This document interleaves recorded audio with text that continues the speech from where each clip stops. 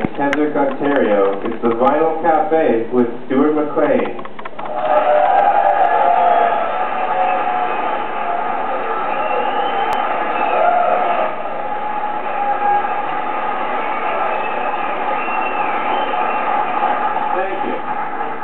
Thank you very much.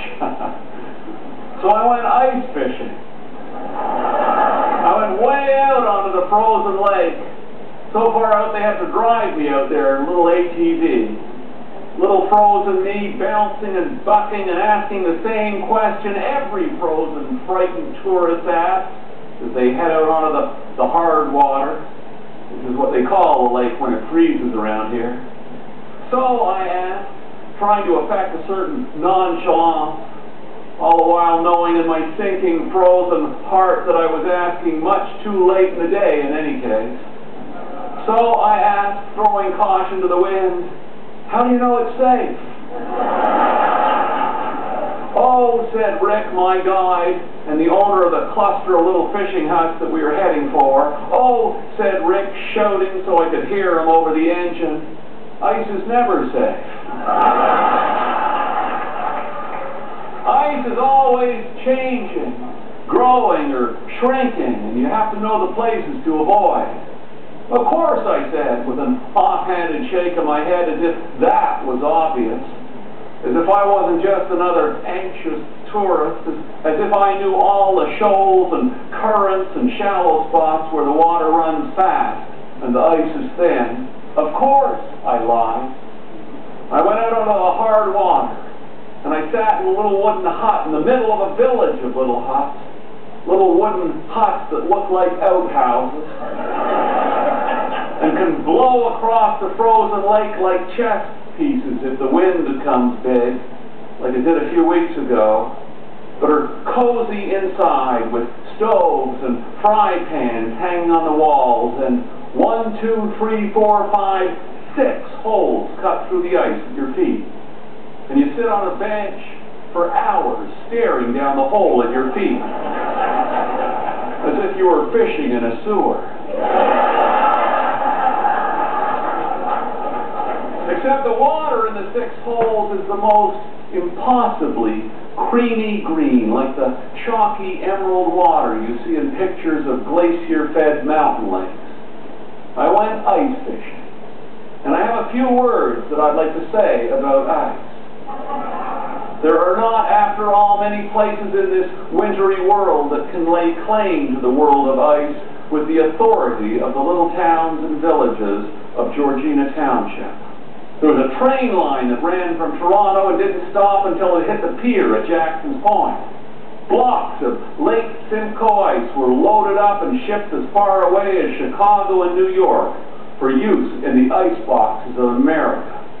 In those days, before artificial refrigeration, lake ice was stacked and buried in sawdust, and then dug out in the dog days of summer, ice cold. Winter, frozen away in a wintry warehouse, could be uncorked like a fine wine. The ice houses of yesterday are just that nowadays, yesterday's news. But here on Lake Simcoe, ice is still a part of the local economy. Just ask Rick and all those fishermen who paid $40 a pop to rent one of his little huts. Rick has about 14 huts, and he was full to capacity the day he took me onto the ice, with anywhere from 2 to 6 people in each hut. That's not a bad day's catch.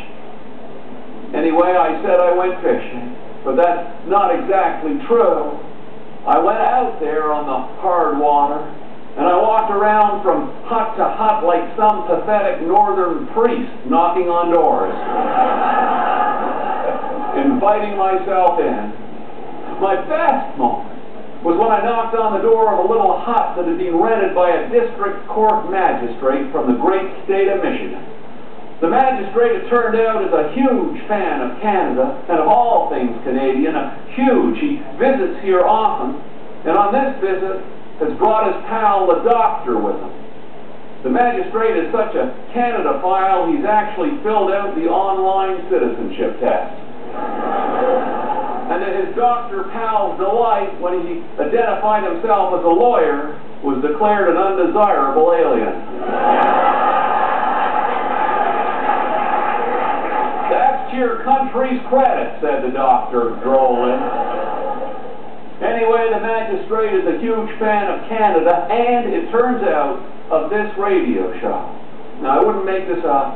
And he had just been going on and on to his doctor friend about how great this Stuart McLean guy was. And they'd actually just listened to the Vinyl Cafe on their portable radio when, pow, I knocked on the door. You could have knocked this guy over with a feather. I mean, there they were in a fishing hut in the middle of a frozen lake in the middle of Canada, and so was I. Sit down, he said, when he had recovered his equilibrium. Have a coffee, have a beer. That was my best moment. My favorite moment was the last door I knocked on. It was opened by 33-year-old Albert Chung.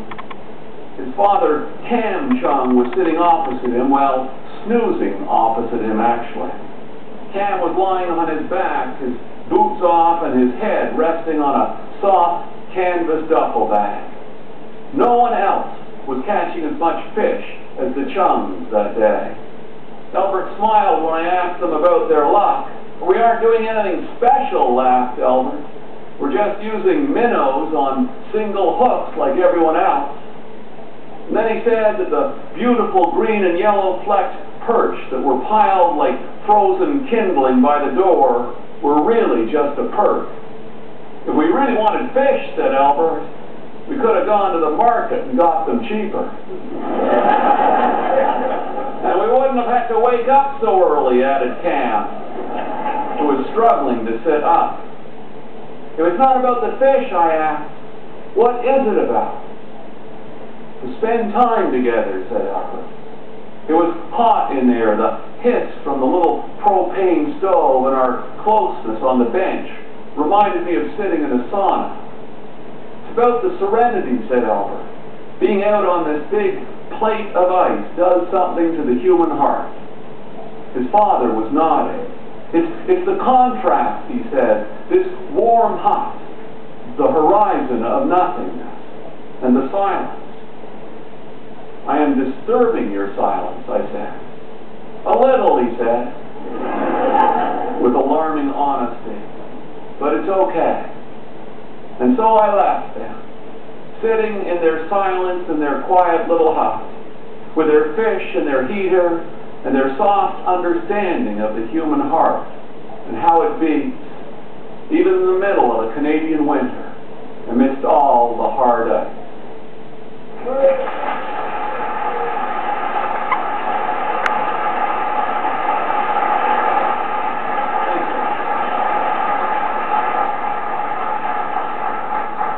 So now it's time to get to the music.